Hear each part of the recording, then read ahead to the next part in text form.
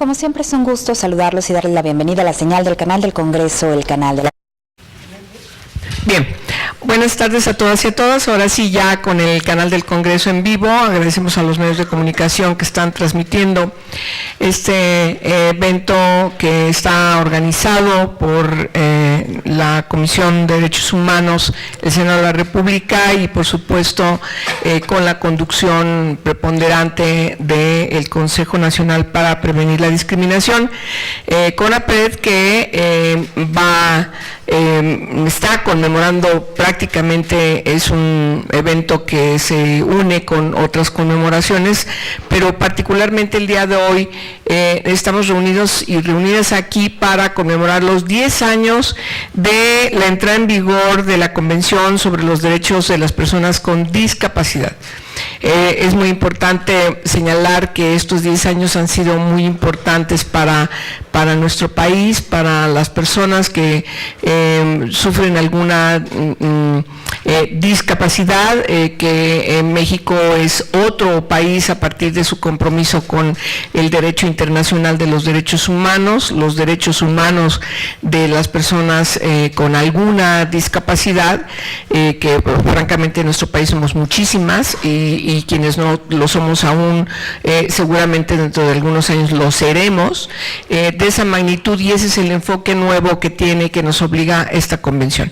El Consejo Nacional para Prevenir la Discriminación nos dio mucho gusto que nos haya planteado que pudiéramos conmemorar estos 10 años justamente aquí en el Senado de la República, y por supuesto damos la bienvenida en primerísimo lugar a la presidenta de CONAPRED, Alejandra Haas, que es coordinadora de este evento. Yo voy a permitirme dar la palabra a cada una de las personalidades que se encuentran conmigo, y en primer lugar queremos pedirle su participación al director general de Derechos Humanos y Democracia de la Secretaría de Relaciones Exteriores, a don Erasmo Lara Cabrera. Gracias por estar aquí y te paso el micrófono. Muchas gracias, senadora. Primero, es un gusto poder acompañar este importante foro de conmemoración. Agradecemos muchísimo la invitación a la Cancillería, a usted, senadora, pero también a ti, Ale, como presidenta del Consejo. Es para nosotros, reitero, un gusto poder acompañarlos, sobre todo porque a la Cancillería pues tenemos un papel de acompañamiento al seguimiento de los compromisos internacionales en materia de derechos humanos y por supuesto en materia de derechos de personas con discapacidad.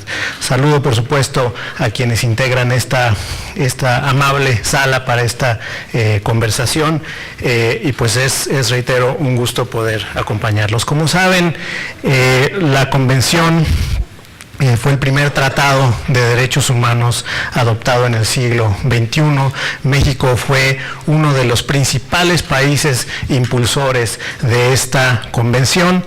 Como saben, fue aprobado por la Asamblea General de Naciones Unidas el 13 de diciembre de 2006 y entró en vigor justamente hace 10 años, el 3 de mayo de 2008.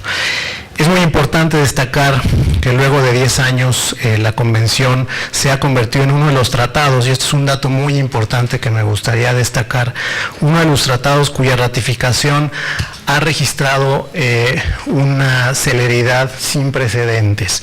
A la fecha cuenta con 187 estados partes de los 193 estados miembros de Naciones Unidas, es casi universal el tratado, además que 92 han ratificado su protocolo facultativo. Creo que esto habla mucho del alcance de la Convención y del compromiso de la comunidad internacional por trabajar en favor de los derechos humanos de las personas con discapacidad. Esto, por supuesto, a través de la implementación de políticas públicas efectivas.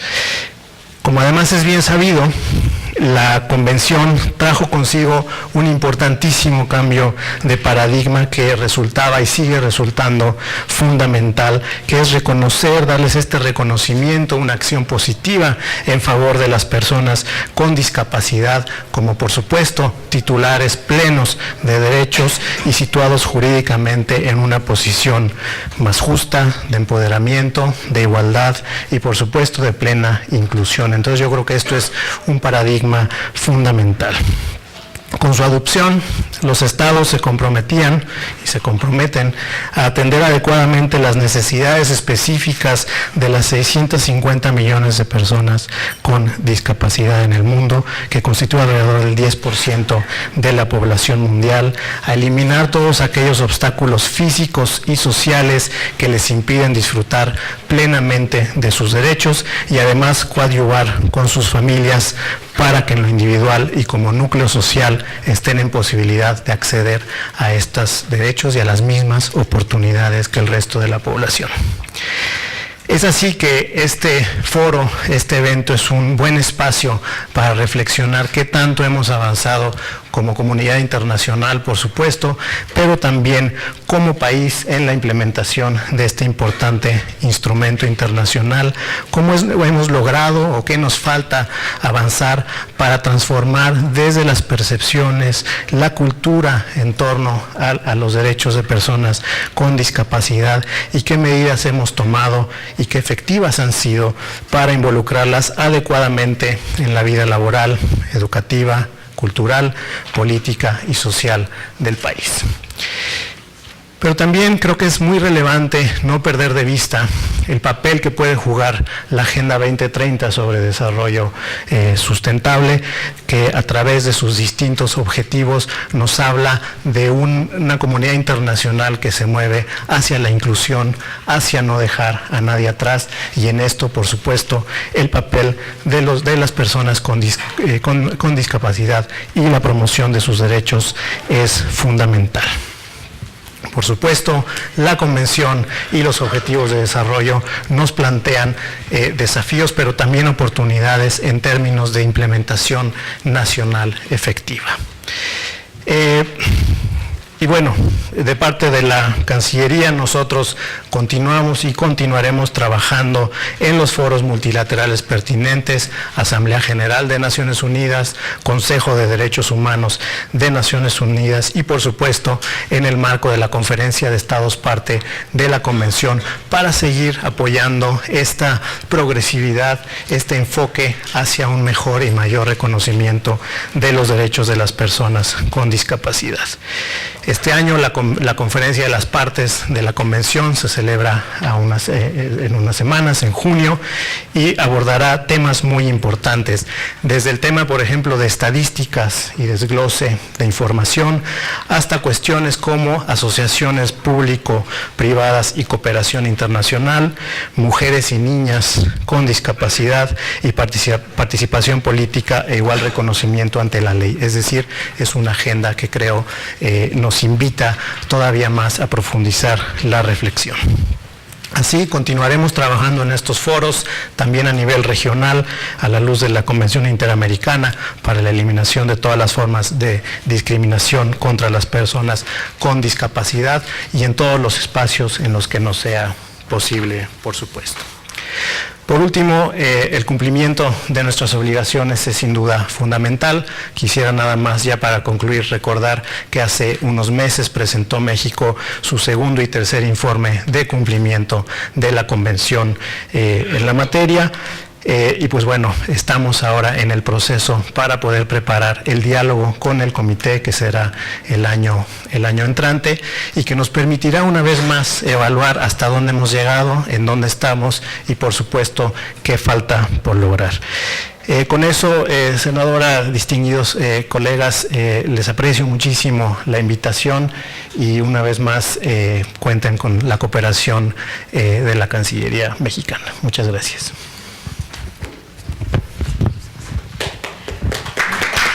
Muchas gracias, Erasmo.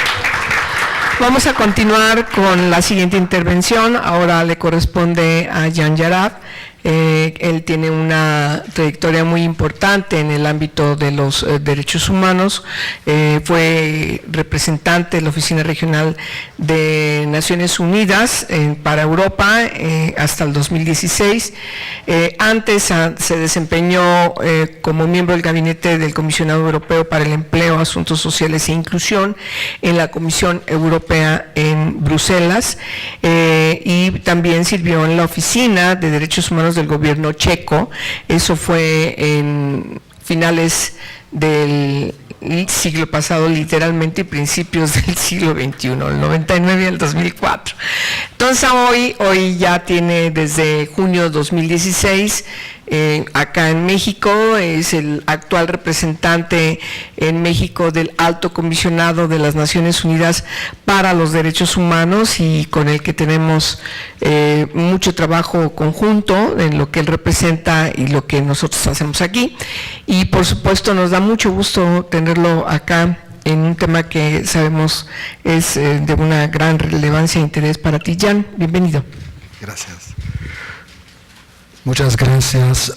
Muy buenos días, tardes a todas y todos, y quiero agradecer a la senadora por la invitación y por su liderazgo en estos años en todos los temas de derechos humanos. Quiero también agradecer a Alejandra por su iniciativa. Es un honor, un gusto estar aquí hoy con ustedes, compartir algunas reflexiones sobre la Convención sobre los Derechos de las Personas con Discapacidad. ¿Qué efecto ha tenido la Convención en la vida de las personas con discapacidad una década después de su entrada en vigor? En México y en el mundo, ¿ha sido exitosa? Tal vez podemos empezar nuestra reflexión con una mirada histórica, con la relativamente tardía fecha de su aprobación, 2006, y de su entrada en vigor, 2008. Entonces fue aprobada 17 años después de la Convención sobre los Derechos del Niño, 27 años después de la Convención sobre la Eliminación de Discriminación contra la Mujer y 42 años después de la Convención sobre la Eliminación de Discriminación Racial. La pregunta que debemos todos considerar es: ¿por qué tan tarde? Y mi respuesta es la siguiente: porque aún décadas después de que las sociedades modernas reconocieran que la discriminación racial o la discriminación contra la mujer son asuntos de derechos humanos, las mismas sociedades siguieran considerando el tema de discapacidad como un asunto caritativo, o a lo mejor un asunto de medicina y rehabilitación, y no de derechos humanos. Sabemos que la Declaración Universal, cuyos 70 años vamos a festejar este año, un texto remarcablemente moderno que no envejeció tanto, sí tiene uno de sus vacíos precisamente en este área. Resulta ausente, con la única excepción del artículo 25, que estipula el derecho a los seguros en caso de enfermedad, invalidez, vejez y otros casos de pérdida de sus medios de subsistencia. Y por toda la segunda parte del siglo XX se mantuvo el estereotipo paternalista, tratando las personas con discapacidad como objetos pasivos de asistencia, de ayuda, y los proveedores de servicios, de cuidados, como los distributores del bien, de la caridad cristiana, que nunca debe ser cuestionada, o en la versión más moderna del paternalismo, de la atención de los profesionales que saben diagnosticar, resolver los problemas. Y las personas con discapacidad y toda la sociedad les deben ser agradecidos. Tal vez podemos considerar positivo que la Convención solo fue adoptada en el siglo XXI, porque si hubiera sido adoptada en el siglo XX, difícilmente hubiera salido de este paradigma paternalista. Y la Convención, como la conocemos, es verdaderamente un documento muy moderno, un documento del siglo XXI, y su enfoque es muy distinto de este paternalismo benevolente, reflejando lo que llamamos el cambio de paradigma. De hecho, esto se repite tan frecuentemente que puede ser preocupante que esta frase también convierta en mera figura retórica. Pero el cambio consiste en que la persona con discapacidad se convierte de un objeto pasivo de asistencia en un sujeto activo, empoderado, en un titular de derechos, un tomador de decisiones. Y es probablemente por este carácter innovador de la Convención que en los 10 años después de su entrada en vigor, aún, yo diría en todo el mundo, no ha tenido este efecto transformador a nivel global que su texto nos promete, porque es muy innovador. No lo ha tenido porque las autoridades de varios estados no han verdaderamente entendido o reconocido las implicaciones de este cambio cultural profundo que se necesita. Porque siguen tratando la discapacidad como un problema que se resuelve entregando dinero a los proveedores de servicios, porque no han verdaderamente aceptado que se trata de un tema de derechos humanos, de la no discriminación. Lo innovador de la Convención, de hecho, se ubica en varios artículos, una parte de la Convención, donde vemos la discontinuidad. En los artículos 5, no discriminación; 12, igual reconocimiento como persona ante la ley; 13, acceso a la justicia; 14, libertad y seguridad de la persona. Todos estos muy importantes para personas con discapacidad intelectual y psicosocial. 15, protección contra la tortura y otros tratos crueles, porque sabemos que por décadas los mismos tratos, si ocurrieron en un contexto penal, serían identificados como malos tratos o tortura; si ocurrieron en el contexto de cuidados de personas con discapacidad, eran identificados como cuidados de mala calidad, pero no en las mismas categorías. Y evidentemente, clave, artículo 19, derecho a vivir de forma independiente y a ser incluido en la comunidad. Así como en la insistencia en el sistema de educación inclusiva, en el artículo 24, y en el artículo 27, trabajo y empleo, que estipula el derecho a tener la oportunidad de ganarse la vida mediante un trabajo libremente elegido o aceptado en un mercado y un entorno laborales que sean abiertos, inclusivos y accesibles a la persona con discapacidad. Y todo, evidentemente, todo el tema de la accesibilidad.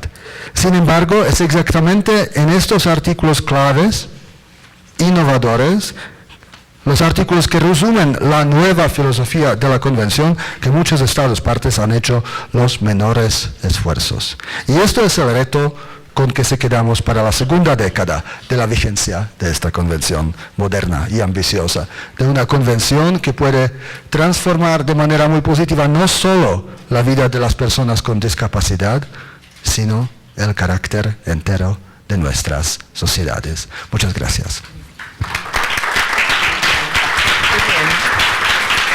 Muchas gracias, Jan. Muchas gracias. Bueno, vamos a escuchar ahora a Federico Fleischmann Loredo. Él es presidente y fundador de Libre Acceso Asociación Civil. Él recibió el Premio Nacional de Derechos Humanos en el 2011. Además, obtuvo el reconocimiento y medalla al mérito por la igualdad y la no discriminación en el 17, otorgados por la Asamblea Legislativa de la Ciudad de México, integrante de la Asamblea Consultiva del Consejo para Prevenir y Eliminar la Discriminación, también de la Ciudad de México, y también por el gobierno de esta ciudad. Recibió un reconocimiento por la defensa de los derechos de las personas con discapacidad. Ha sido el expositor de temas relacionados con los derechos de las personas con discapacidad. Ha sido un promotor de que se quiten todas estas barreras arquitectónicas en diversos foros y universidades. No puedo dejar de omitir, Federico, que al Senado de la República, antes de que llegáramos justo al final de la legislatura pasada, que llegaste aquí a este inmueble y te encontraste con un edificio arquitectónicamente impresionante, pero bueno, ustedes deben saber que hay un montón de vicios ocultos, pero este era no oculto, era algo muy visible, vergonzoso, y por supuesto era llamar la atención que aquí en el Senado de la República ese edificio, esto que ustedes ven construido, no tenía una condición mínima para poder transitar en él cuando se tenía que hacerse a través de una silla de ruedas o muletas o qué sé yo. Y por supuesto él fue importante promotor de que se resolviera esa falta vergonzosa por parte del Senado de la República. Insisto, eso fue antes de que llegáramos. Las cosas han estado cambiando, como dice Jan, en el mundo y por supuesto en México también. Te damos a ti la palabra y la bienvenida a estar aquí. Muchas gracias. Hola, saludo a todos y agradezco a Angélica y a Ale la invitación a este foro. El 3 de mayo, como ya se mencionó, de 2008, entró en vigor en nuestro país, como en muchos otros, la Convención sobre los Derechos de las Personas con Discapacidad. Este acuerdo internacional, que fue impulsado en la ONU por el Gobierno de México, de la mano de nuestras organizaciones civiles, representaba un parteaguas sin precedentes en la relación entre las personas con discapacidad y el entorno social. Ese fue un gran día para la población con discapacidad. A partir de ese momento, nuestro gobierno asumía la obligación ante todos los países del mundo y ante nosotros de atender y mejorar las condiciones en que las personas con discapacidad habíamos vivido en México. La comunidad de personas con discapacidad estaba eufórica por este gran logro. Al día de hoy, viéndolo en retrospectiva, tal vez en esos momentos pecamos un poco de optimistas. Quizás quisimos creer que la convención era la panacea que habría de terminar con el estado de exclusión en que nos habíamos encontrado por siempre. Como decimos en México, pues se vale soñar, ¿no? No podemos negar, como ya se mencionó, que desde entonces hasta ahora han habido importantes avances en la calidad de vida de las personas con discapacidad. Sin embargo, y sin pretender ser aguafiestas, no puedo evitar emitir una voz de alarma. Es necesario reconocer que el cambio no ha sido suficiente. Las personas con discapacidad seguimos viviendo en un entorno inaccesible, no solo desde la perspectiva arquitectónica y urbana, sino también desde la social y la cultural. Y peor aún, pareciera que el impulso que la Convención dio a nuestro movimiento tiende a diluirse. Hoy tendríamos que aceptar con desencanto, angustia y frustración que la Convención podría correr el riesgo de convertirse en un documento con objetivos y propuestas bien intencionados, pero que podrían no alcanzar a tener la trascendencia y el peso necesarios para representar el verdadero parteaguas que todos esperábamos que fuera. Eso no podemos permitirlo. No podemos permitir que la Convención se nos marchite entre las manos. Tenemos que aprovechar la oportunidad que representa la notoriedad de este 10º aniversario para fortalecer y cristalizar sus propuestas. La exclusión es la peor agresión que enfrentamos las personas con discapacidad. Cuando una persona con discapacidad es marginada de los entornos educativo, laboral y social, su desarrollo personal es prácticamente imposible. Y eso sigue sucediendo en nuestro país. Déjenme platicarles una experiencia personal. como me hizo Angélica favor de mencionar. Recientemente, el 13 de diciembre del año pasado, la Asamblea Legislativa del Distrito Federal me distinguió inmerecidamente con la Medalla al Mérito por la Igualdad y la No Discriminación 2017.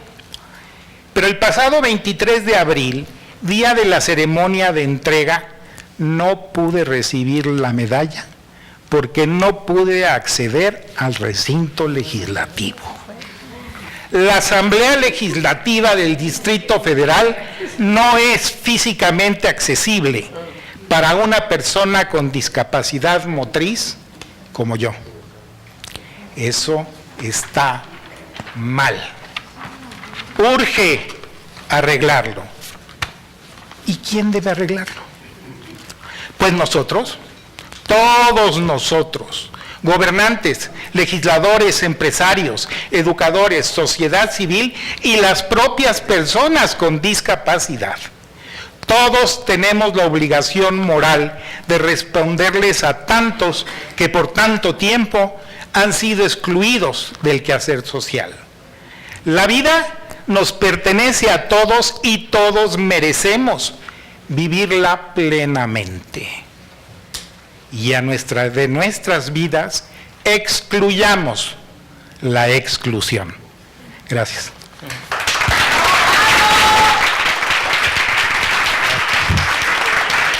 Muchas gracias.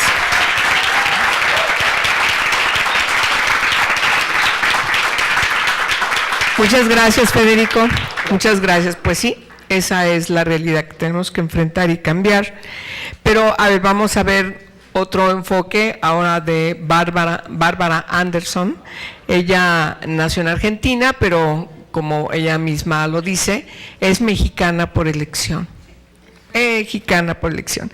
Lleva, bueno, pues más de 15 años en el país, ha pasado de ser directora de expansión por 11 años a directora de contenidos femeninos del Time Inc. ¿Cómo se pronunciaría?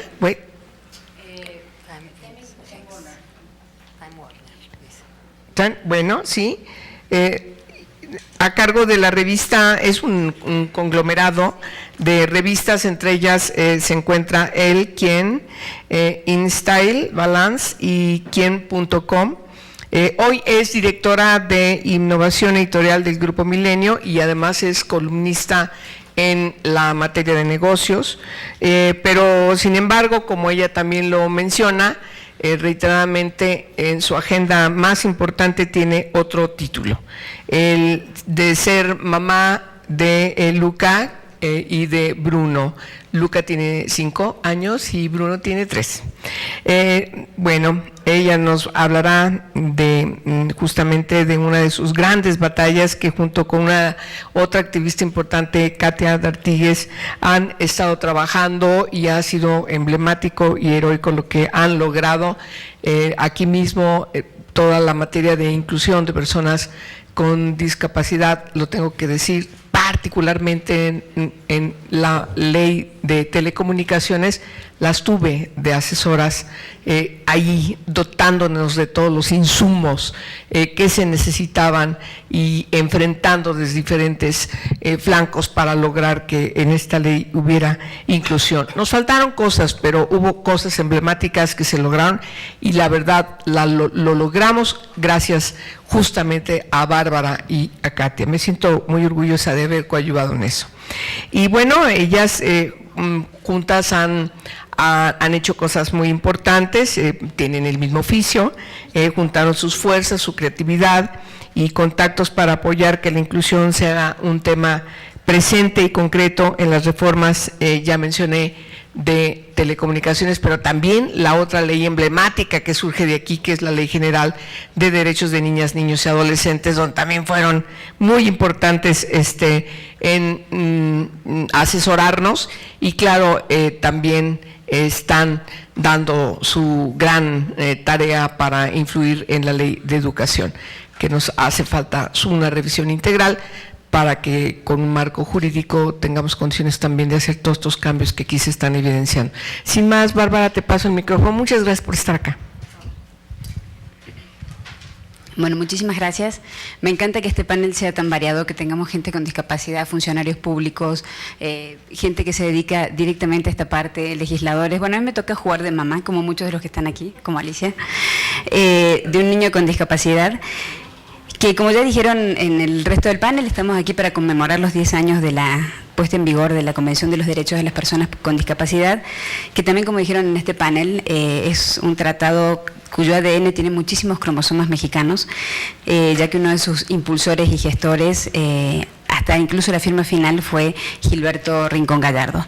México no solo firmó la convención, sino que fue el promotor de este tratado, que hoy impacta a millones de personas en todo el mundo. Creo que no hay ninguna otra ley made in México que tenga este poder, esta cobertura y este valor, y recién, como decían, esta modernidad que tiene este tratado.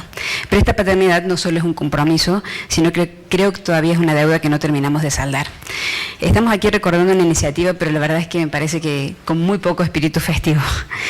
Porque la convención, que es base de los derechos de las personas con discapacidad en Noruega, en España, en Estados Unidos o hasta en Australia, no tiene el mismo impacto aquí, en su tierra madre. Los resultados de la primera evaluación que aplicó la ONU rascó un poquito la superficie de las promesas, pero sin duda no es un documento para salir a cacarear ni un catálogo de grandes mejoras en derechos humanos. Falta mucho por cumplir, empezando por saber algo que es muy importante. A mí me gustan mucho los números, pero ¿cuántas son y cuál es la situación actual de las personas con discapacidad en México? Ni el censo del 2010 pudo ser concreto con el dato, y no todos coinciden con la medición siguiente que hizo el INEGI, la Encuesta Nacional de la Dinámica Demográfica del 2014, donde se estimaba una población de 7.1 millones de personas. La proporción que se adopta en medidas internacionales habla de que la discapacidad afecta al 10% promedio de la población. Si tomamos el dato de ese momento en que se hizo la medición, estaremos hablando de 12 millones de personas, es decir, 70% más del dato que estábamos usando. ¿Y qué les digo? Sin datos es difícil, primero, diseñar políticas públicas. Me imagino que para funcionarios legislativos o para directores institucionales, armar programas por sectores, educación, salud, impartición de justicia, y por supuesto es muy difícil cuantificar presupuestos. Pero a pesar de esto, cada año sí se asignan presupuestos, en todas las áreas, en todas las secretarías y en todos los institutos. Donde hay algún programa para personas con discapacidad, hay un presupuesto que significativamente se supera año con año. Les daré un ejemplo muy cercano, y me encanta que acá también haya dado un ejemplo. La semana pasada me tocó visitar la SEP. Como bien decía la senadora, con Katia estuvimos muy involucradas en poner un capítulo de inclusión dentro de la reforma educativa. Lo logramos meter, nos sentimos muy emocionadas, sentíamos que habíamos tocado el cielo con las manos. Pero como tenemos este espíritu y el oficio de periodistas, decidimos volver a preguntar cómo nos había ido. Ya habían pasado 18 meses y la verdad es que no nos fue nada bien. Si bien aparecimos con un capítulo muy bonito, en un recuadro colorido dentro del nuevo modelo educativo, donde rezaba que para 2030 el 100% de las escuelas de este país, unas 266.000 escuelas, iban a ser 100% inclusivas, tanto desde el punto de vista edilicio como desde el punto de vista de contenidos, que es casi tan importante como que haya una rampa, que haya una maestra que sepa cómo recibir a un alumno con la discapacidad que sea, es tan importante como la rampa. Querían arrancar muy rápido porque era el momento de hacer los grandes anuncios, entonces decidieron ponerlo para el periodo que estamos ahora actualmente, 2017-2018. Hoy siguen sin saber cuántos niños con discapacidad hay en la SEP. Solo tienen calculada la matrícula de la educación media y superior, que son 22.000 alumnos, que es apenas 4% del total de lo que se calcula que debería haber. Si hay más o menos 6 millones de chicos con discapacidad dentro del sistema educativo, sería el 10% del total de la matrícula, estamos teniendo un porcentaje mínimo, y es lo que pudieron contar. No se capacitó a los maestros, se habilitaron 200 escuelas piloto. Les cuento que muchas de ellas, por lo menos las escuelas primarias, les dieron un presupuesto de 70.000 pesos por año, a las de media y superior, nada. Y les dieron un par de talleres en línea, y con eso se arrancó este modelo tan inclusivo con el que salimos adelante. En aquel momento recuerdo que le preguntamos cuántos maestros con discapacidad había, porque no solamente importa cuántos niños hay, creo que el círculo se cierra con maestros con discapacidad. No lo saben. No pusieron la pregunta en su cuenta anual y no saben si este año lo van a colocar para no afectar al sindicato, no sé cuál es la explicación ahí. Les preguntamos cuál iba a ser la progresión de escuelas que se iban a sumar a este plan, porque según el libro formal decía que para 2030 el 100%. ¿Cómo hacemos para llegar a esa fecha? No sabemos cuántas. Pero ¿cómo pasamos de 250 a 26.000? Estamos haciendo el cálculo. Yo sé que este es a lo mejor un ejemplo aislado, y la verdad es que si la frustración no me hubiera ahogado tanto ese día, me hubiera ido a las otras dependencias, a telecomunicaciones, para ver cuánto se ha hecho, porque como muchas de estas reformas no tienen fecha de caducidad, ni tampoco tienen sanciones, lo que entre los políticos llaman sin dientes, tampoco hay muchos incentivos para llevar adelante los cambios. Y los cambios se hacen por amor o por dolor, dicen, y no hay ninguna de las dos cosas en las leyes. Por eso es que me duele tanto que sin información se están tomando decisiones sobre, como estamos viendo, uno de los grupos más vulnerables del país. Sin datos también se empuja cada año el presupuesto y cada año hay dinero. O sea, me encantaría invitarlos a sumar la cantidad de dinero que se distribuye en distintas subsecretarías, secretarías, direcciones, programas, comisiones que tienen que ver con discapacidad y con otras minorías. No tener datos, tener micropresupuestos o proyectos diseminados en muchos espacios de gobierno que no se interrelacionan entre sí, y no estoy hablando de secretarías distantes como salud y educación. Dentro de educación, el piso de primaria no se habla con el piso de media y el piso de media no se habla con el piso superior. Entonces, dentro de las mismas instituciones tampoco hay ese dato. Cuando no hay información, les digo que el paso siguiente es corrupción y opacidad. Y creo que estamos viviendo eso también en el sector de la discapacidad. Les tengo que ser muy sincera, soy muy nueva en estos espacios. Fui invitada por Katia, que es para mí un role model de mamá y de colega y de activista. Pero la verdad es que apenas un par de años en este lugar me han permitido ver que, si bien está mucho más allanado el camino que hace una década cuando comenzó todo esto Gilberto Rincón Gallardo, yo creo que él se imaginaba a los 10 años tener una avenida mucho más ancha que este camino de terracería por el que estamos andando todavía. He tenido que aprender a domar el entusiasmo. Muchos de ustedes que están aquí les ha pasado. Cuando tenemos una idea en la cabeza nos súper entusiasmamos. Allá está Acceso Libre, que también se entusiasma muy rápido, Laura. Nos entusiasmamos muchísimo. Pero también sabemos, en el fondo, de que las cosas no salen, que uno se choque contra una pared muy rápidamente y tenemos que aprender a navegar entre entusiasmo y frustración muchas veces. Katia siempre me dice que no me tengo que rendir porque esto es un proceso y somos parte de un proceso, pero les digo que admiro a muchos de ustedes que nunca han bajado los brazos en este proceso y siguen adelante. Nosotros, desde las organizaciones de la sociedad civil, todos los días nos levantamos a luchar por el tema, empezando porque tenemos que luchar en casa. Yo tardo 25 minutos en bajar a mi hijo del auto y meterlo en el salón de clases, y a ustedes les debe pasar exactamente igual. Nosotros hacemos nuestra parte todos los días, lo que nos toca, que es vivir la discapacidad en casa y tratar de hacer un poco más simple el camino para más personas. Hoy justo, como nuestra asociación estábamos debutando con una página web, decidimos hacer un ejercicio, las dos somos periodistas y tenemos ese defecto mental. Decidimos hacer un cuestionario común a los 5 candidatos a la presidencia con 12 preguntas entre políticas públicas, un poco de recordar qué habían hecho para las personas con discapacidad, qué pensaban hacer en su plataforma para temas de educación, salud, impartición de justicia, cosas así como muy básicas, y también cuestiones personales, cuán cerca tenían una persona con discapacidad de su vida, qué hubiera sido de su vida si hubieran tenido una discapacidad.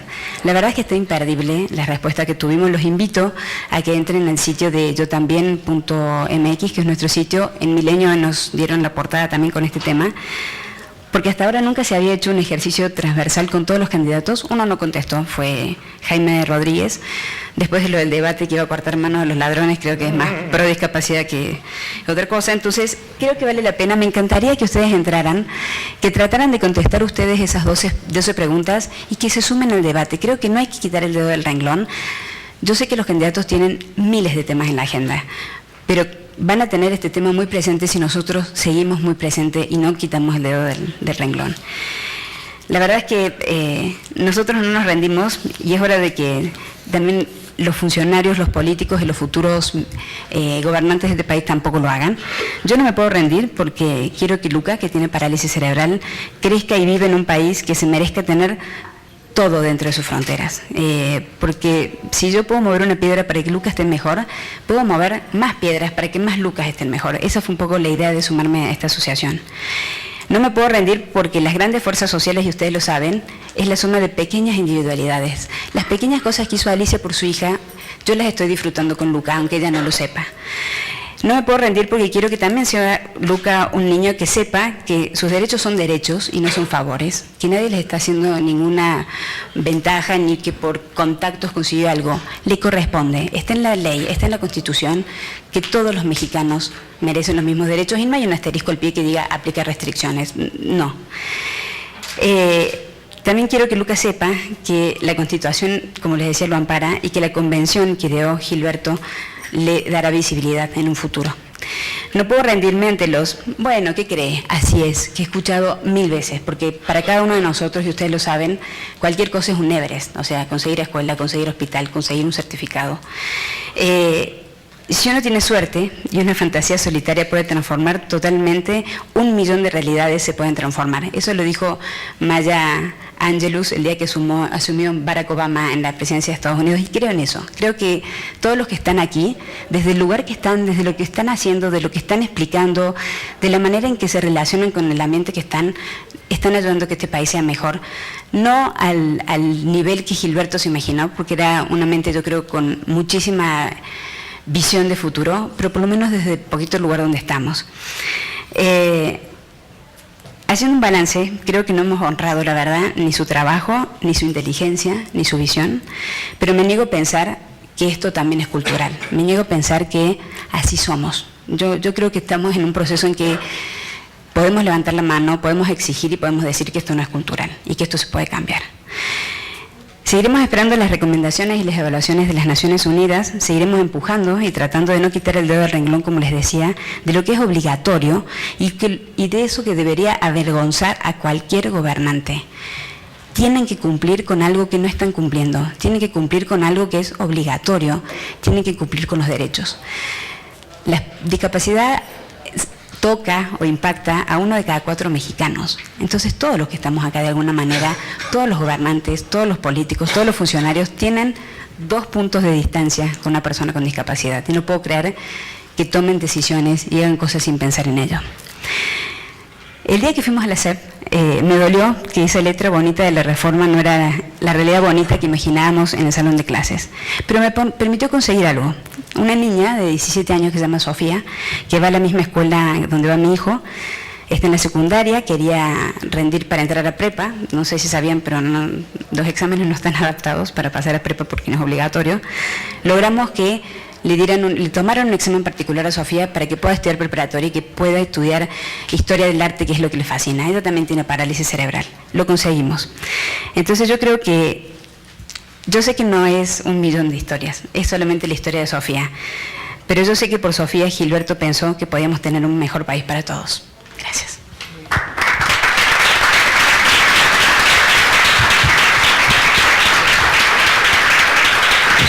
Muchas gracias, Bárbara. Bien, toca turno escuchar a la doctora Mercedes Juan López. Ella es médica cirujana por la UNAM.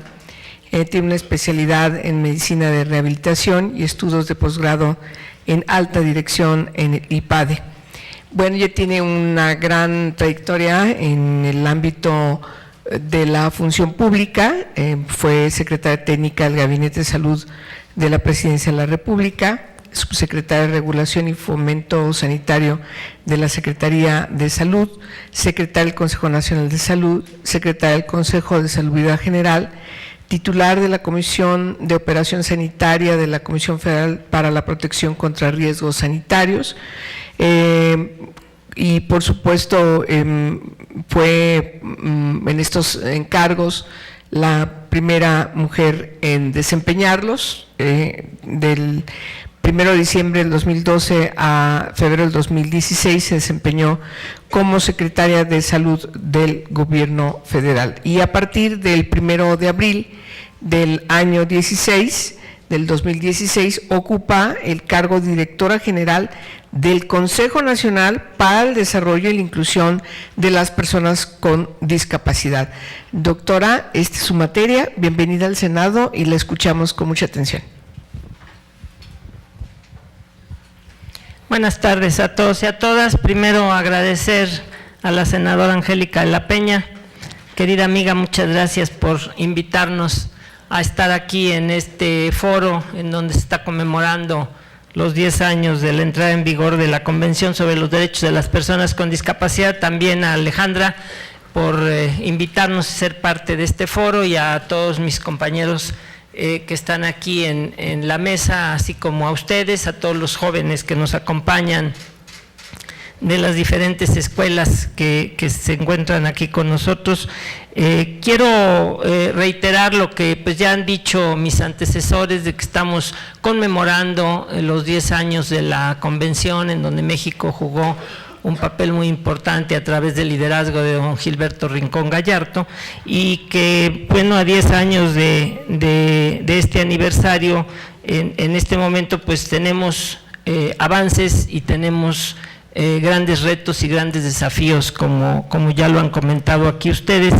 La Organización Mundial de la Salud, como sabemos, pues nos habla de que hay 1.000 millones de personas con discapacidad en el mundo, y como ya lo han dicho aquí, pues nos estamos basando, en el caso de México, en las encuestas, en los censos de población de INEGI y en las encuestas de dinámica demográfica, que en este año se está haciendo ya la de 2018, pero en la de 2014, pues estamos hablando, de acuerdo a la encuesta, de que son 7.1 millones de personas, o sea 6% de la población la que tiene alguna discapacidad.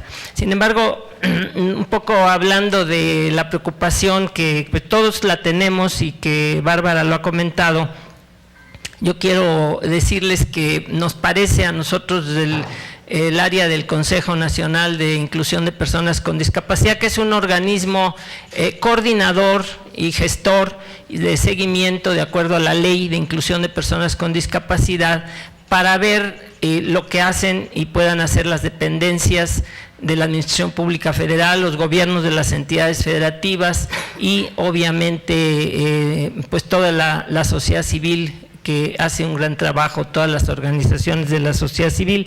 Me parece que, y me gustaría, porque pues Alejandra ha sido también una promotora de esto, comentar con ustedes que el presidente de la República hoy, por quien no lo haya podido ver, se pronunció justamente por el tema. Yo solamente quiero reiterar que reconoció la labor de las organizaciones internacionales y de la sociedad civil por los derechos de las personas con discapacidad, y también dio instrucciones tanto a CONAPRED como a CONADIS como a INDAVIN, que es la instancia que tiene que hacer el seguimiento y la verificación de la accesibilidad en los edificios públicos federales, para que trabajemos en la normatividad al respecto, y también la Secretaría de la Función Pública identifique en todo el personal que trabaja en la Administración Pública Federal cuáles son las personas que tienen alguna discapacidad. Yo creo que la Convención, como aquí se ha dicho, ha marcado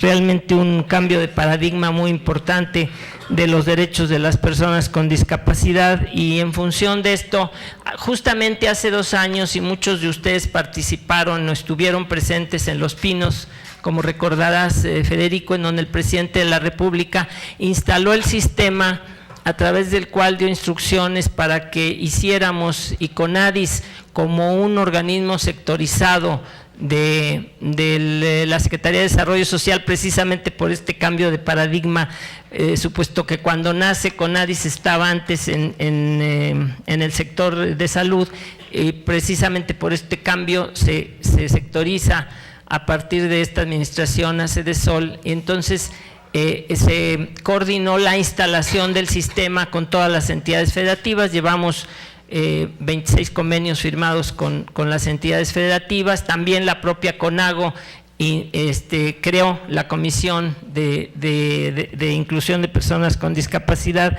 Creo que estos son pues cosas que hay que comentar porque son avances importantes en este sentido. Y también quiero mencionar que recuerden ustedes que tenemos un programa nacional con objetivos, 6 objetivos específicos, y coincido con mis compañeros que falta mucho camino por recorrer, pero yo creo que sí hay que destacar que, por ejemplo, las evaluaciones que hizo Coneval recientemente para ver cuál era el rezago de acceso a servicios de salud, de acceso a educación, de acceso al trabajo. En el tema de discapacidad tenemos datos positivos, o sea, sí ha disminuido el rezago de acceso a servicios de salud en estos 2 años, de 2014 a 2016, que es cuando lo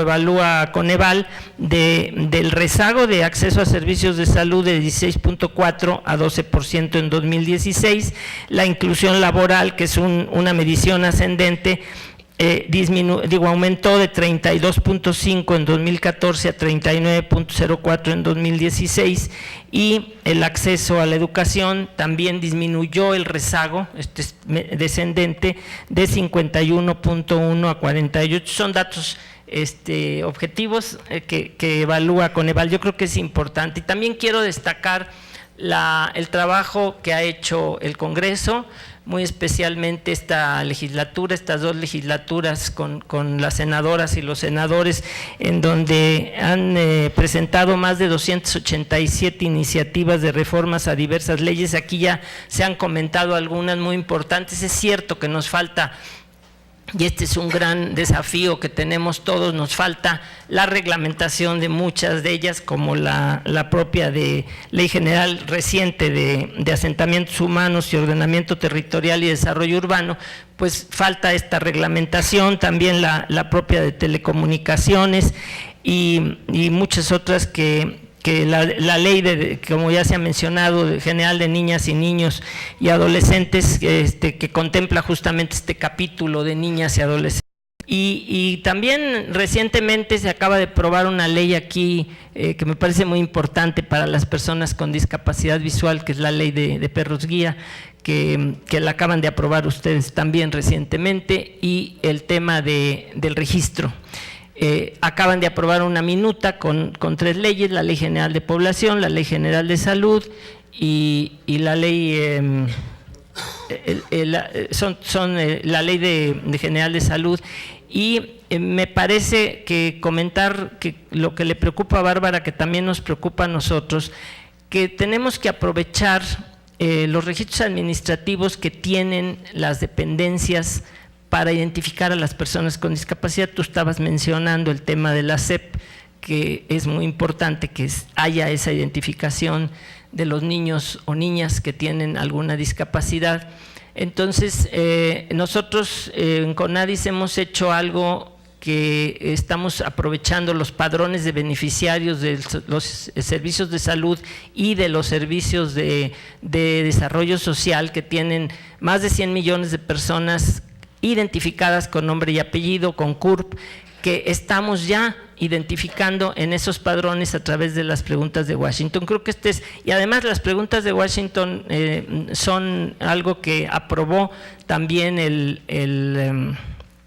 la convención recientemente, el año pasado que estuve en la reunión anual en junio. Todos los países se pronunciaron sobre estas preguntas y ya se aprobó. Es decir, las vieron adecuadas porque es mucho más sencillo, muy básicas, pero mucho más sencillo. Entonces tenemos identificados 4 millones con nombre y apellido de personas con discapacidad en estos padrones. Este es un avance que queremos llevar a tener un repositorio, una base de datos que nos permita un análisis muy efectivo y no solo a través de encuestas. Y por último, bueno, pues mencionar el tema que ya lo hizo Erasmo muy bien, pero decir que pues recientemente hubo un trabajo importante en el caso del gobierno federal y con las organizaciones de la sociedad civil, en donde la Asamblea Consultiva de CONADIS, que preside la maestra Taide Buenfil, colaboró muchísimo en este tema para que todas las dependencias y todo el mundo que tiene que decir lo que ha hecho y lo que falta por hacer en cuestión de inclusión de personas con discapacidad, lo presentáramos en el informe. Es un trabajo que se hizo coordinado por Cancillería con la Secretaría de Gobernación y con ADIS, con la participación de todas las organizaciones, en donde pues a través de todas las mesas temáticas y los foros que se hicieron, se entregó en el mes de febrero este informe. Y bueno, esperemos todo el proceso que lleva para el informe de la convención. Obviamente que hay muchos desafíos, y yo creo que uno de los grandes retos y los grandes desafíos que tenemos como país es que logremos esta conjunción de esfuerzos de todos para avanzar y no tener etapas como decía Bárbara. ¿Qué está haciendo la SEP específicamente en la reforma educativa? ¿Qué están haciendo todas las dependencias y todas las instituciones? Y por lo menos desde mi punto de vista muy personal, yo puedo decir que como hay un consejo, en este caso, que está por ley, pero un consejo que realmente le falta tener una estructura mucho más sólida y más poderosa para poder coordinar todas estas acciones, que nos falta mucho trabajo en el caso de la capacidad jurídica de las personas con discapacidad intelectual, la vida independiente. Este es un trabajo que tenemos que hacer todos juntos y muy importante con el legislativo, que logremos, porque si no logramos estos cambios legislativos para capacidad jurídica, difícilmente vamos a poder llegar a los impartidores de justicia a que logremos realmente ese reconocimiento y esa necesidad y esos cambios. Evidentemente que es mucho lo que hay que hacer todavía, pero me parece que sí también hay que destacar las cosas buenas. Yo por lo menos puedo decir de mi experiencia personal en las áreas de salud que cuesta muchos años cambiar las políticas públicas y definir muchas cosas de cambios de no solo de paradigma, cambios culturales, concientización, sensibilización de las personas. La parte de accesibilidad, por ejemplo, es un gran tema que a nosotros como mexicanos nos falta todavía mucha cultura en ese sentido. El presidente ha dado ahorita, por ejemplo, una instrucción para que las dependencias revisemos qué está pasando con los edificios públicos federales, que haya esa accesibilidad, que haya la accesibilidad en telecomunicaciones, que haya esa cultura de reconocer el derecho que tienen las personas con discapacidad. Yo creo que es un gran desafío y un gran reto que tenemos todos por delante. Muchas gracias.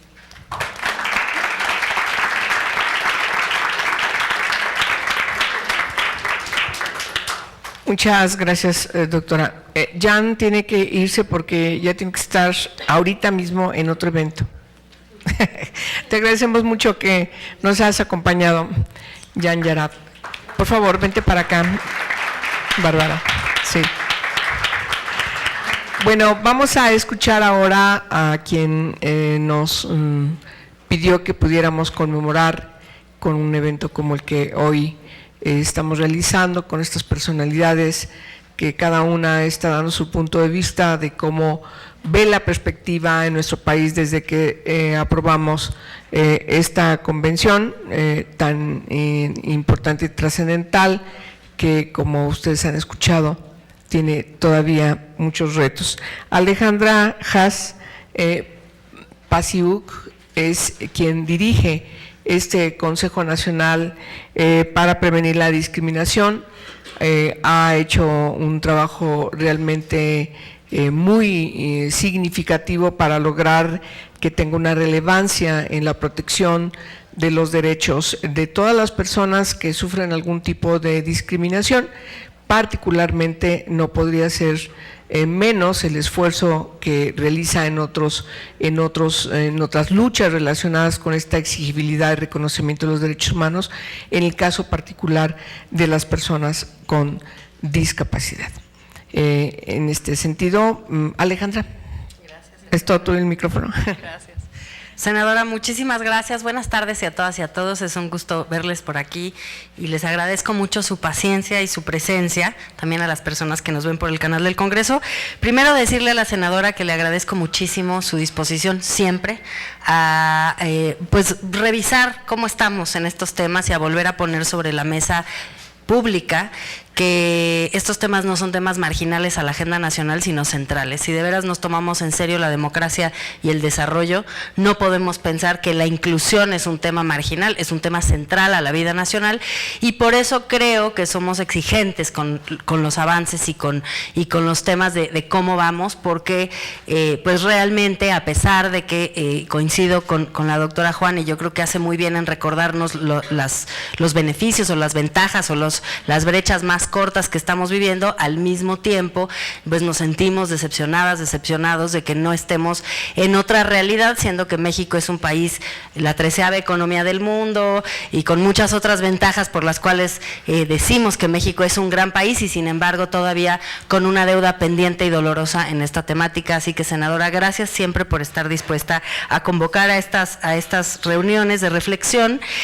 Por supuesto, Federico Fleischmann, desde Libre Acceso y en tu calidad de defensor de derechos humanos, siempre cerca de CONAPRED y cerca de la causa de la accesibilidad y de los derechos de las personas con discapacidad, no me queda más que agradecerte que hayas acortado un viaje por estar aquí hoy con nosotros.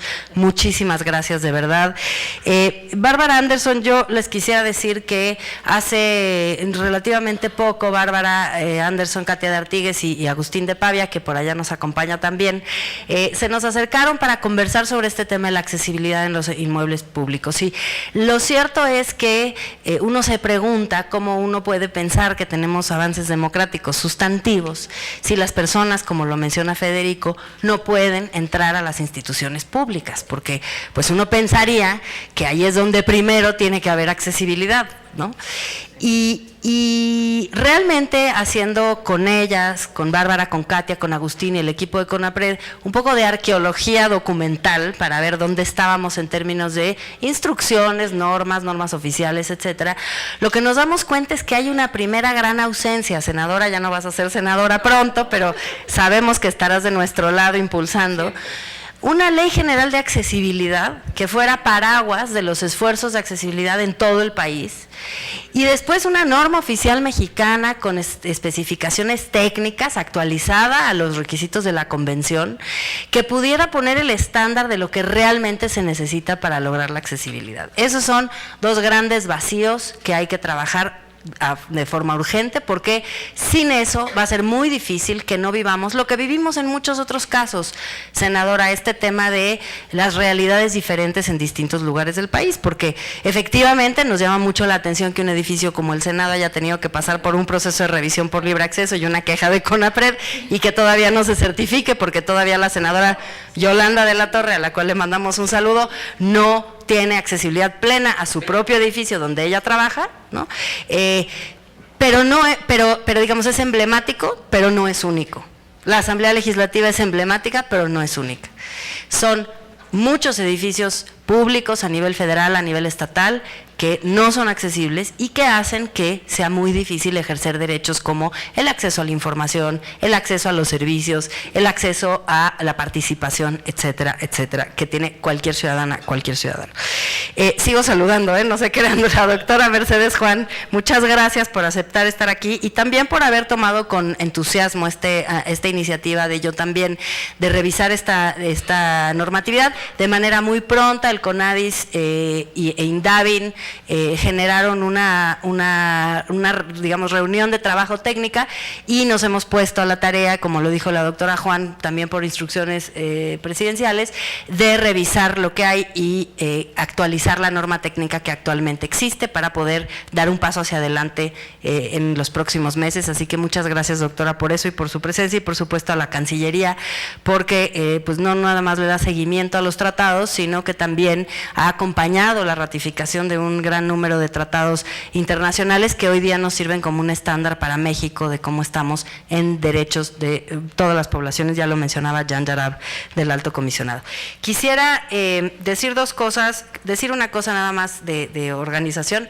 allá hay una mesa, allá atrás hay una mesa de publicaciones de CONAPRED, con un libro que me gustaría mucho compartir con ustedes, está en versión accesible web en la página del CONAPRED, que es un libro que se llama Nada de nosotros sin nosotros, que es el lema de la convención. Y justamente por eso el tema de la accesibilidad en los edificios públicos nos parece tan importante, porque, claro, la accesibilidad física no es la única a la cual nos estamos refiriendo, también la accesibilidad a medios electrónicos y muchas otras cosas, pero no puede haber construcción de política pública que acorte brechas de desigualdad de los grupos de población sin la participación de estos grupos, ¿no? Y justamente ese es el cambio paradigmático de la convención, además de muchos otros, cubrir muchos derechos que normalmente no se asociaban con la discapacidad, como lo describió el representante del alto comisionado, pero quizá el más importante y el más relevante es que las personas con discapacidad son ciudadanas y ciudadanos de pleno derecho y que tienen que participar en la construcción de la política pública que va a hacer que se acorten esas brechas de desigualdad.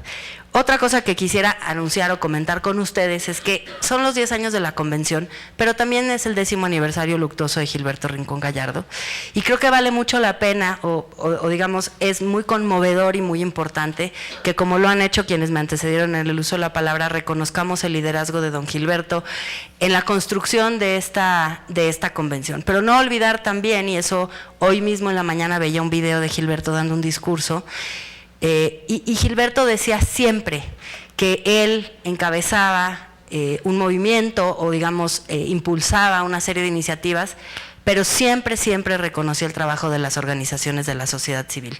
Ese siempre fue su compromiso, siempre fue su bandera, y creo que no debemos olvidar que el acompañamiento de las organizaciones es lo que ha hecho que las instituciones avancen. Así que pues quisiera nada más recordar. También quiero recordar que el 29 de abril cumplió 15 años la Ley Federal para Prevenir y Eliminar la Discriminación, la ley que crea el CONAPRED, así que también festejamos ese aniversario y recordamos justo que en la construcción de esa ley el tema de la discapacidad fue un tema central, y por eso, bueno, pues son 3 coincidencias de fechas que nos dan para muchísima reflexión. Ahora sí voy a empezar a hablar. Quisiera, no se crean, pero sí quiero destacar algunos datos para complementar lo que decía Bárbara y lo que decía la doctora Juan. Hicimos un estudio el año pasado, me parece que también está disponible ahí, en donde por cifras del INEGI, tampoco crean que fue tan difícil, encontramos que entre una persona con discapacidad y una persona sin discapacidad, con los mismos niveles académicos y el mismo tipo de trabajo, no con diferencias, hay 151% de diferencia salarial. 151% de diferencia salarial. Eso quiere decir que la discriminación sí se paga contante, se paga con dinero, porque se le da un salario mucho menor a una persona simplemente por tener una discapacidad. Pero además hay otra forma de medir estas cifras, que es la medición interseccional, porque las personas con discapacidad no solo son personas con discapacidad, también son mujeres, son personas indígenas, son niñas y niños, son adultos mayores, personas de la diversidad sexual. Y les quiero dar un par de datos sobre este tema. 4% de los hombres sin discapacidad no sabe leer y escribir. 25% de las mujeres con discapacidad no sabe leer y escribir. Ese es el tipo de brecha de desigualdad que nos indigna y que nos sigue haciendo pensar que no hemos logrado, como se decía antes, que se cumplan los principios de la Convención. Y quisiera quizá mencionar otro dato. En el 2015 se entrevistó a algunas mujeres con discapacidad psicosocial en la Ciudad de México y se encontró que casi la mitad, 42%, se les habían practicado procesos de esterilización, aunque ellas no habían dado su consentimiento y no sabían de qué se trataba la cirugía. Estamos hablando de brechas de desigualdad en el acceso a derechos como la educación, como un salario justo, pero también estamos hablando de prácticas que, como se dijo también hace un momento, son prácticas que son equiparables a violaciones graves de derechos humanos, o son violaciones graves de derechos humanos. Quiero terminar diciendo simplemente cuál es la agenda que vislumbramos desde CONAPRED. En primer lugar, cambiar de paradigma, y por eso publicamos ese libro, el libro que insiste o que ayuda, orienta a cómo pasar de un modelo asistencialista a un modelo de derechos. Esto lo dice la Convención, lo dicen los expertos internacionales, lo dice el comité, lo dicen los relatores. pero muchas veces es difícil traducir qué significa pasar del asistencialismo a la perspectiva de derechos, y eso es lo que esa publicación de CONAPRED trata de responder. Pero de manera muy concreta hay 3 derechos que nos preocupan. El de capacidad jurídica, que también ya se mencionó. La capacidad jurídica es central para poder tomar decisiones y ejercer la autonomía, y sigue siendo muy preocupante que en México la legislación y el Poder Judicial sigan quitándole a las personas la capacidad jurídica a través del juicio de interdicción, y que no se haya creado todavía un modelo de acompañamiento en la toma de decisiones que sea apropiado para el ejercicio de los derechos. La segunda cosa es el tema educativo. La brecha educativa entre personas con discapacidad y personas sin discapacidad es terrible, y si se le suma la pertenencia a un pueblo indígena es todavía peor. Realmente es urgente no hacer un programa piloto, sino una política explícita de inclusión educativa que no genere escuelas diferentes para niñas y niños con discapacidad, sino que genere las capacidades adentro de las escuelas regulares para que se puedan incluir niñas y niños con discapacidad. Y finalmente, el tema de la accesibilidad, porque sin accesibilidad es muy difícil el ejercicio de los derechos, que es un derecho llave al fin y al cabo. La accesibilidad como un proyecto que, como dije al inicio, requiere en primer lugar de una ley general de accesibilidad que ponga un estándar donde tiene que estar, y que de ahí se deriven las leyes locales, federal y las normas técnicas que se requieren para ajustar.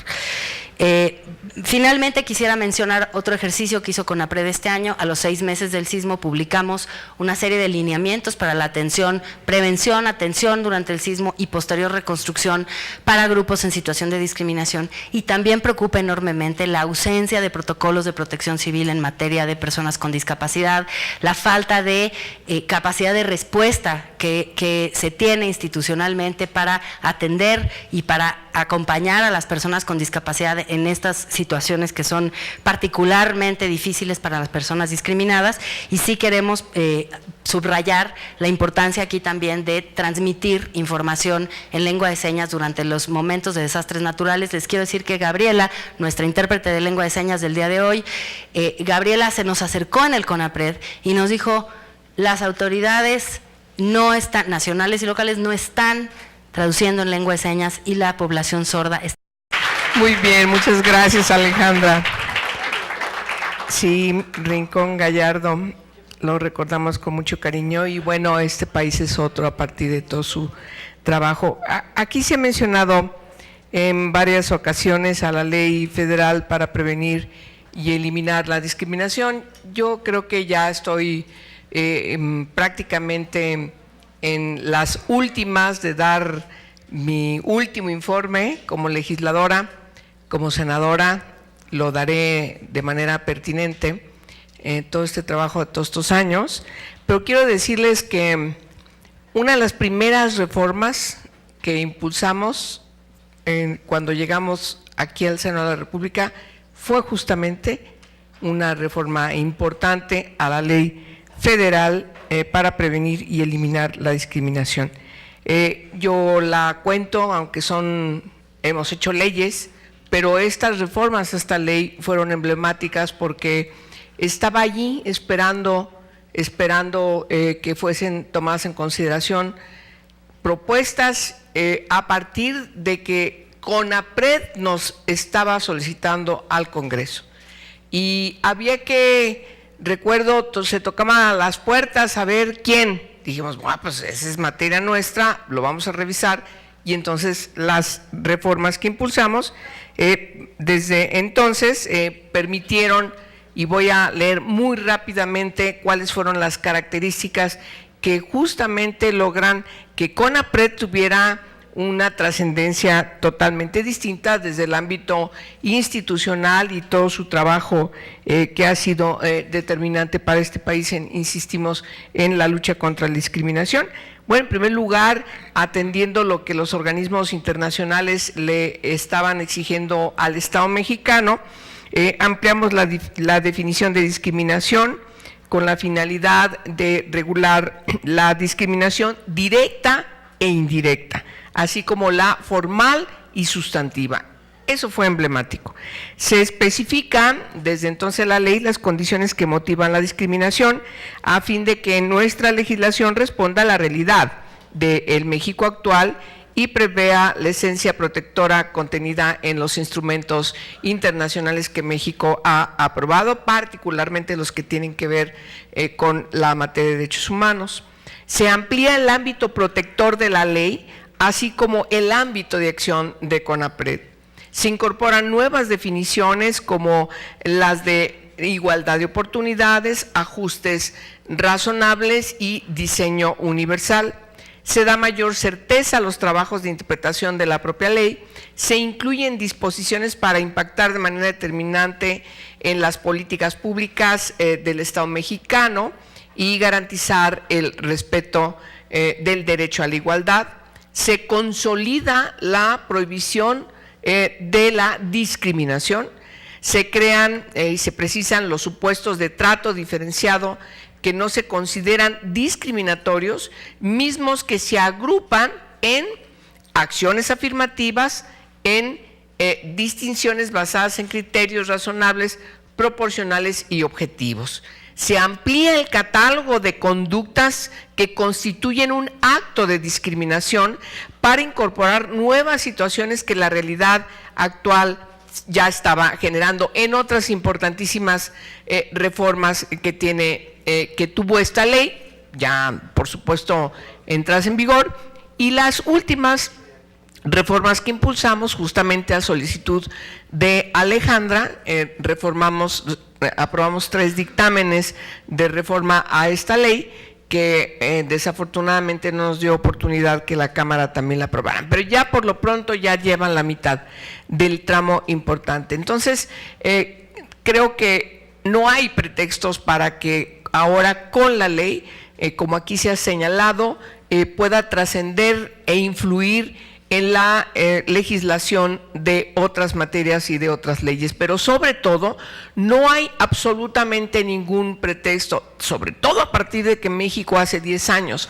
aprueba ese tratado internacional, que después de la Convención sobre Derechos de la Niñez, que hoy solamente falta un país en el mundo para a lograr que sea totalmente universal, la siguiente convención que tiene más adhesiones en el mundo efectivamente es esta convención.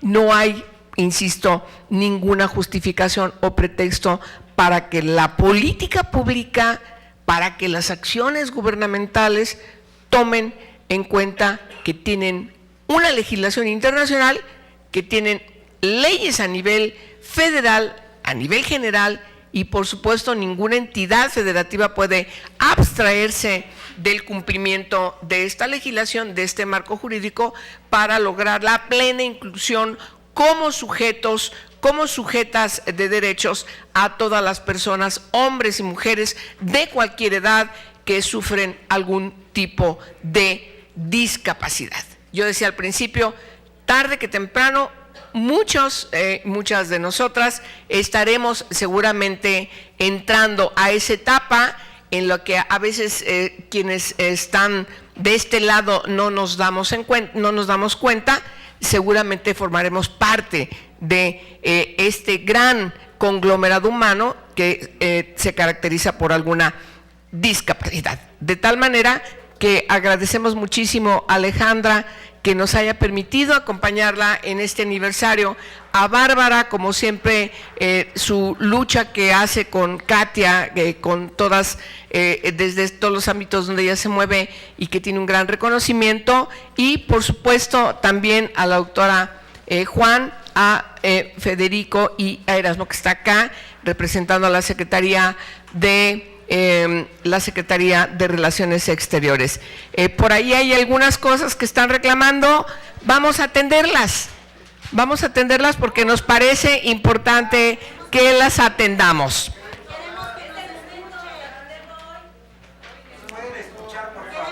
A ver, le voy a pedir a alguien, ¿quién habla a nombre de todos ustedes? ¿Quién? Pónganse de acuerdo. Usted, véngase para acá. Bueno, les vamos a pedirle, véngase para acá, acá. Es rapidísimo. No, pero me da pena que yo le voy a dar la espalda. Por favor. Le voy a dar el micrófono. Sí. Buenas tardes, yo pertenezco al CAED, que es un centro para personas con discapacidad. Nosotros hemos pedido al Senado de la República, a la Secretaría de Educación Pública, a CONADIS, a muchas instituciones que nos apoyen, porque tenemos el derecho a la discapacidad y están violando nuestros derechos, porque cada medio año les pagan a nuestros maestros. Entonces, al no ser consecutivo su pago, desertan ellos. Hemos hecho peticiones a muchas instituciones y queremos que nos escuchen, por favor, o quién nos puede resolver esta situación.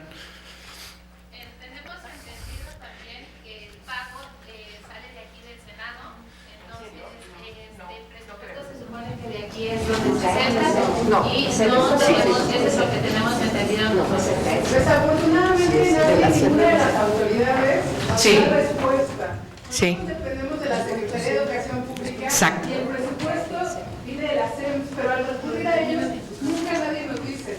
No, llevamos 4 meses sin pago. Sí. Y es una situación que se repite año con año. Te voy a pedir que bajes tu cartel, porque allí tenemos el canal de las cámaras y no te ven.